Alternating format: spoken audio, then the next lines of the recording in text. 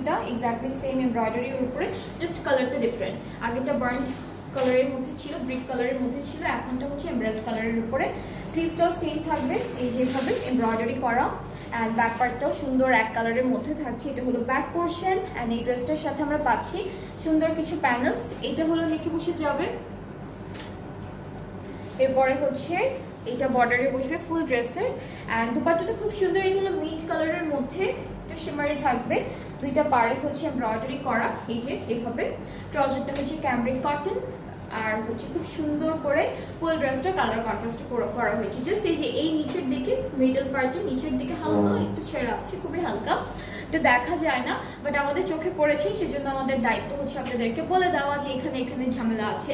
সেই ড্রেসটা যদি কারো নিতে ইচ্ছা করে, রেগুলার প্রাইসটা হচ্ছে 6900 টাকা, আর যদি কেউ নেয় তাহলে একটু কমানো হবে প্রাইসটা, ঠিক আছে? সো এটা হলো ফুল ড্রেসটা ফাইনাল লুক। যার ভালো লাগছে